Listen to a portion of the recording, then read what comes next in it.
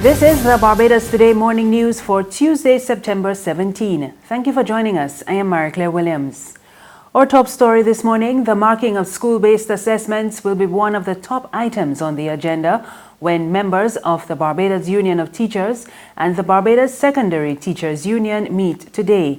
Since 2006, the BSTU has been making a case for compensation for marking SBAs.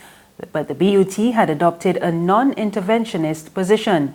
Ahead of the talks, BSTU President Mary Redman told Barbados Today that they were pleasantly surprised to finally receive the support of their sister organization. I'm just surprised that they have, and I wonder if it is because there is now some introduction of secondary school representation at the level of the leadership, and now people, so that there is a better understanding on a first-hand level of what is involved, because now the president would be somebody who is actively engaged in SBA, all of the work associated with SBA, all the data entry, So maybe now there's a better appreciation and understanding of what we have been fighting since 2006.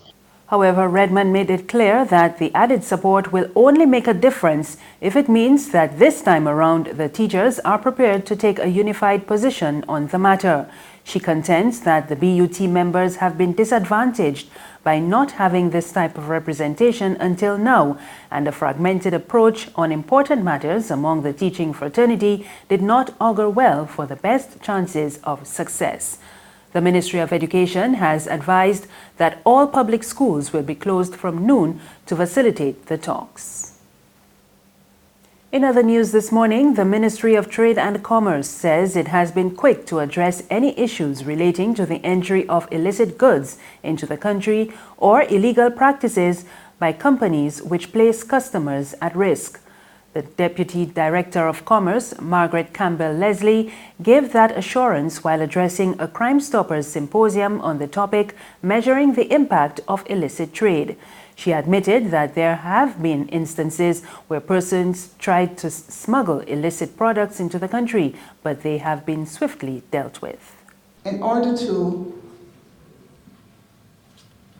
protect consumers against tainted food and substandard goods, there are many legislations which we have in place and which we enforce to do this.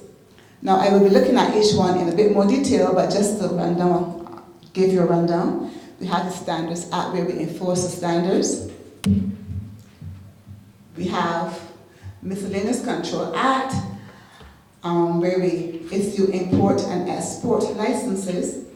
We also have the Weights and Measures Act where we ensure that your measurements are correct. And we have the Consumer Protection Act.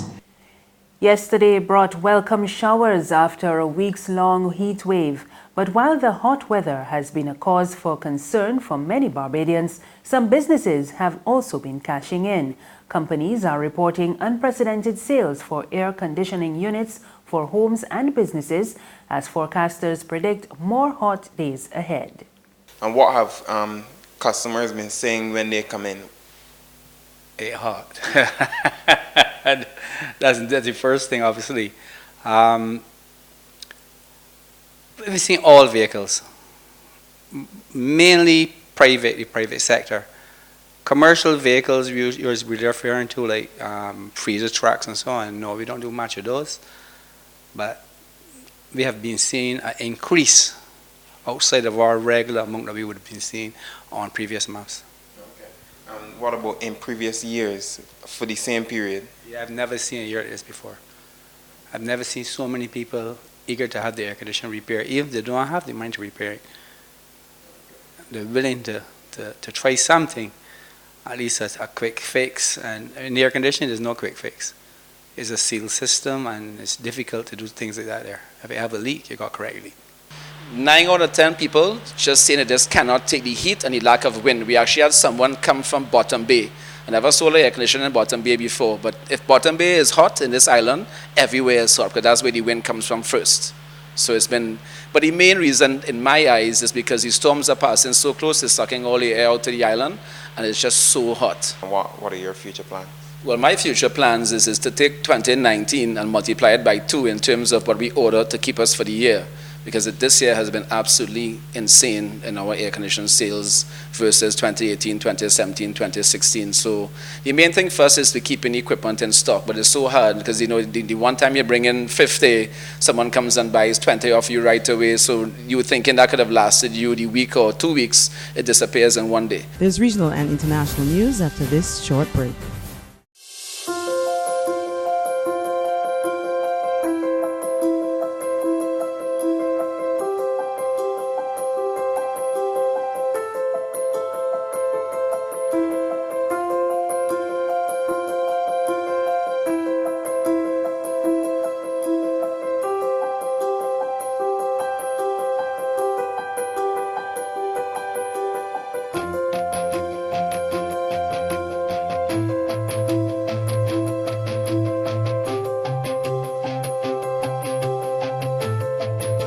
Barbados Today, news you can trust.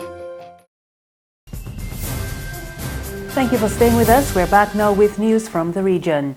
Bermuda is bracing for Hurricane Humberto as the island remains under a storm watch. The National Hurricane Center says it is expected to become a major hurricane within the next day or so. Humberto is moving towards the east-northeast near 7 miles per hour, and this general motion, with a gradual increase in forward speed, is expected through early Thursday.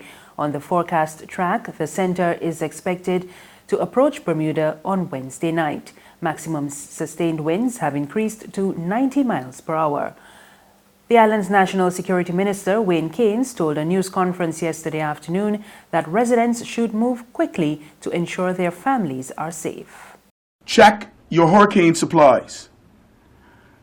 Look, if you make sure that you have an analog phone, a first aid kit, a flashlight and batteries, a radio to tune into 100.1 FM, the emergency broadcasting station, which is up and running right now.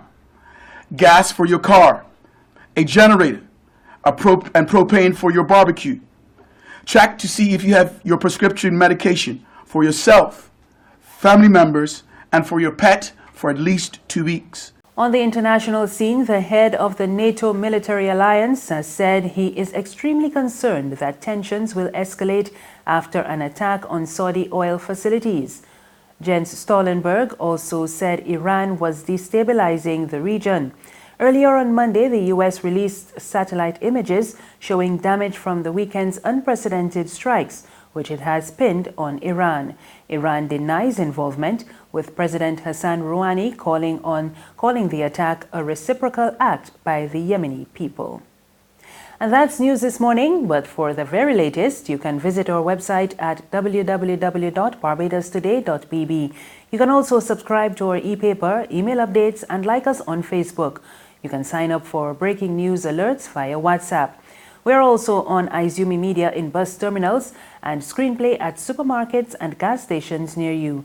You can also find us on Mix 96.9 FM and Capital Media HD 99.3 FM. I am Mary Claire Williams. Good morning.